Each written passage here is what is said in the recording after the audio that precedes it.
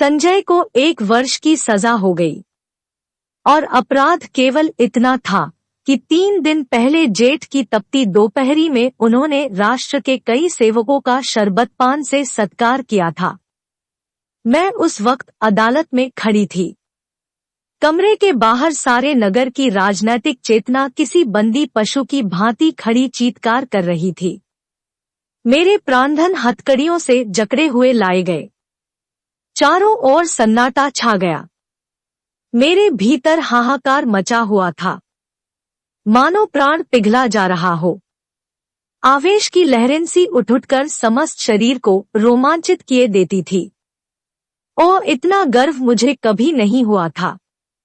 वह अदालत, कुर्सी पर बैठा हुआ अंग्रेज अफसर, लाल जरीदार पगड़ियां बांधे हुए पुलिस के कर्मचारी, सब मेरी आंखों में तुच्छ जान पड़ते थे। बार बार जी में आता था दौड़कर जीवनधन के चरणों में लिपट जाऊं और उसी दशा में प्राण त्याग दूं। कितनी शांत, अविचलित, तेज और स्वाभिमान से प्रदीप्त मूर्ति थी। ग्लानि, विषाद या शोक की छाया भी न थी। नहीं, उन ओठों पर एक स्फूर्ति से भरी हुई मनोहारिणी, ओजस्वी मुस्कान थी। इस अपराध के लिए 1 वर्ष का कठिन कारावास। वाह रे न्याय, तेरी बलिहारी है। मैं ऐसे 1000 अपराध करने को तैयार थी। प्राणनाथ ने चलते समय एक बार मेरी ओर देखा, कुछ मुस्कुराए, फिर उनकी मुद्रा कठोर हो गई। अदालत से लौटकर मैंने 5 रुपए की मिठाई मंगवाई और स्वयंसेवकों को बुलाकर खिलाया। और संध्या समय मैं पहली बार कांग्रेस के जलसे में शरीक हुई। शरीक ही नहीं हुई, मंच पर जाकर बोली और सत्याग्रह की प्रतिज्ञा ले ली। मेरी आत्मा में इतनी शक्ति कहाँ से आ गई, नहीं कह सकती। सर्वस्व लुट जाने के बाद फिर किसकी शंका और किसका डर। विधाता का कठोर से कठोर आघात भी अब मेरा क्या अहित कर सकता था। दूसरे दिन मैंने 2 तार दिए, एक पिताजी को, दूसरा ससुरजी को। ससुरजी पेंशन पाते थे। पिताजी जंगल के महकमे में अच्छे पद पर थे, पर सारा दिन गुजर गया। तार का जवाब नदारद। दूसरे दिन भी कोई जवाब नहीं। तीसरे दिन दोनों महाशयों के पत्र आए। दोनों जामे से बाहर थे।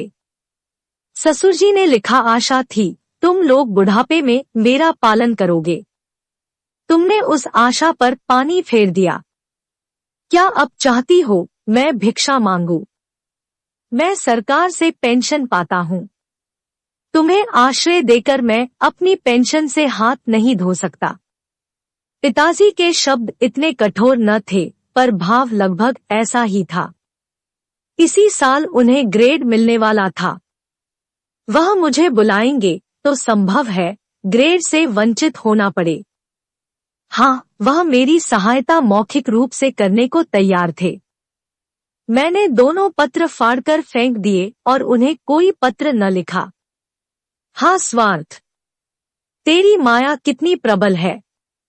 अपना ही पिता केवल स्वार्थ में बाधा पड़ने के भय से लड़की की तरफ से इतना निर्दय हो जाए। अपना ससुर अपनी बहू की ओर से इतना उदासीन हो जाए। मगर अभी मेरी उम्र ही क्या है। अभी तो सारी दुनिया देखने को पड़ी है। अब तक मैं अपने विषय में निश्चिंत थी, लेकिन अब यह नई चिंता सवार हुई। इस निर्जन घर में निराधार, निराश्रय कैसे रहूंगी? मगर जाऊंगी कहाँ? अगर कोई मर्द होती तो कांग्रेस के आश्रम में चली जाती या कोई मजूरी कर लेती। मेरे पैरों में नारीत्व की बेड़ियां पड़ी हुई थी। अपनी रक्षा की इतनी चिंता न थी जितनी अपने नारीत्व की रक्षा की। अपनी जान की फिक्र न थी, पर नारीत्व की ओर किसी की आंख भी न उठनी चाहिए। किसी की आहट पाकर मैंने नीचे देखा। 2 आदमी खड़े थे। जी में आया। पूछूं तुम कौन हो? यहाँ क्यों खड़े हो? मगर फिर ख्याल आया, मुझे यह पूछने का क्या हक? आम रास्ता है। जिसका जी चाहे खड़ा हो। पर मुझे खटका हो गया। उस शंका को किसी तरह दिल से न निकाल सकती थी। वह एक चिंगारी की भांति हृदय के अंदर समा गई थी। गर्मी से देह फूंकी जाती थी, पर मैंने कमरे का द्वार भीतर से बंद कर लिया। घर में एक बड़ा सा चाकू था, उसे निकालकर सिरहाने रख लिया। वह शंका सामने बैठी घूरती हुई मालूम होती थी। किसी ने पुकारा। मेरे रोए खड़े हो गए। मैंने द्वार से कान लगाया। कोई मेरी कुंडी खटखटा रहा था। कलेजा धक धक करने लगा। वही दोनों बदमाश होंगे। क्यों कुंडी खटखटा रहे हैं? मुझसे क्या काम है? मुझे झुंझलाहट आ गई। मैंने द्वार खोला और छज्जे पर खड़ी होकर जोर से बोली, कौन कुंडी खड़खड़ा रहा है? आवाज सुनकर मेरी शंका शांत हो गई।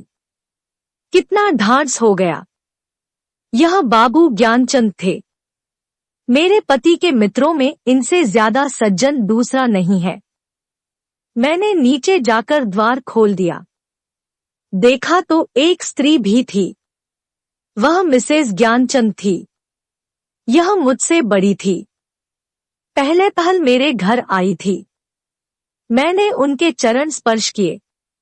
हमारे वहां मित्रता मर्दों ही तक रहती है, औरतों तक नहीं जाने पाती। दोनों जने ऊपर आए। ज्ञान बाबू एक स्कूल में मास्टर है। बड़े ही उदार, विद्वान, निष्कपट, पर आज मुझे मालूम हुआ कि उनकी पथप्रदर्शिका उनकी स्त्री है। वह दोहरे बदन की प्रतिभाशाली महिला थी। चेहरे पर ऐसा रूप था मानो कोई रानी हो। सिर से पांव तक गहनों से लदी हुई। मुख सुंदर न होने पर भी आकर्षक था। शायद मैं उन्हें कहीं और देखती तो मुंह फेर लेती। गर्व की सजीव प्रतिमा थी। वह बाहर जितनी कठोर, भीतर उतनी ही दयालु। घर कोई पत्र लिखा? यह प्रश्न उन्होंने कुछ हिचकते हुए किया। मैंने कहा, हाँ, लिखा था। कोई लेने आ रहा है? जी नहीं। न पिताजी अपने पास रखना चाहते हैं, न ससुर जी। तो फिर क्या? अभी तो यही पड़ी हूं। तो मेरे घर क्यों नहीं चलती?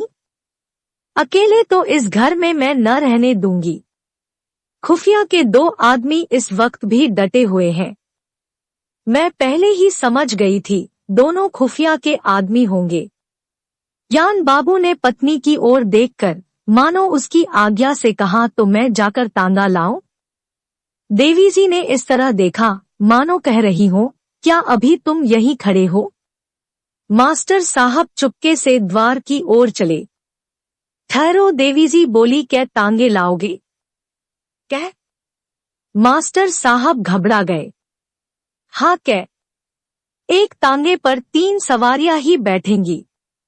संदूक, बिछावन, बर्तन भाड़े क्या मेरे सिर पर जाएंगे? तो 2 लेता आऊंगा। मास्टर साहब डरते डरते बोले।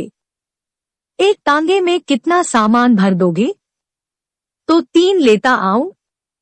अरे तो जाओगे भी? जरा सी बात के लिए घंटा भर लगा दिया। मैं कुछ कहने न पाई थी कि ज्ञान बाबू चल दिए।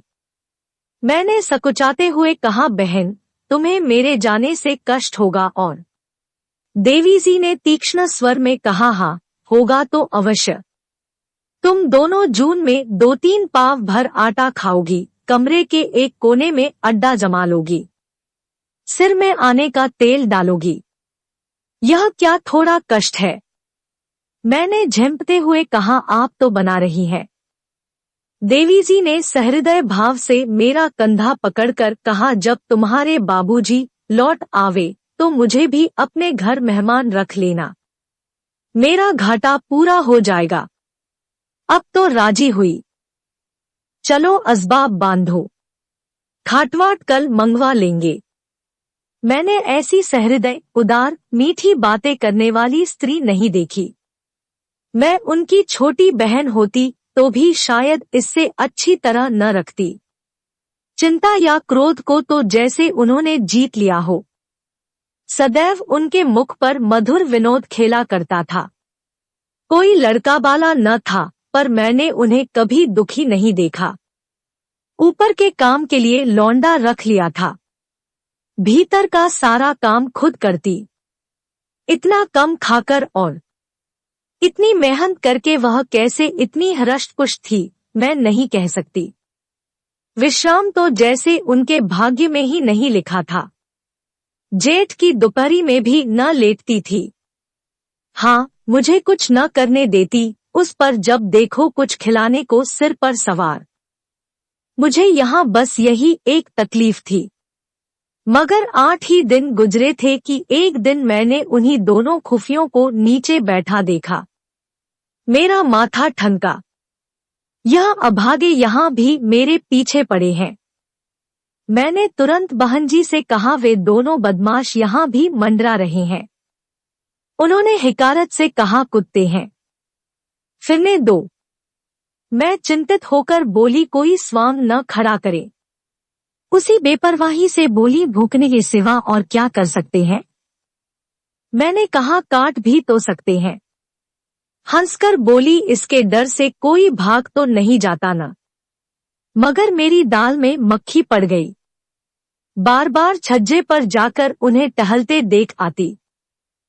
यह सब मेरे पीछे पड़े हुए हैं। आखिर मैं नौकरशाही का क्या बिगाड़ सकती हूँ। मेरी सामर्थ्य ही क्या है। क्या यह सब इस तरह से मुझे यहाँ से भगाने पर तुले हैं। इससे उन्हें क्या मिलेगा। यही तो कि मैं मारी मारी फिरूं। कितनी नीची तबीयत है। 1 हफ्ता और गुजर गया। खुफिया ने पिंड न छोड़ा।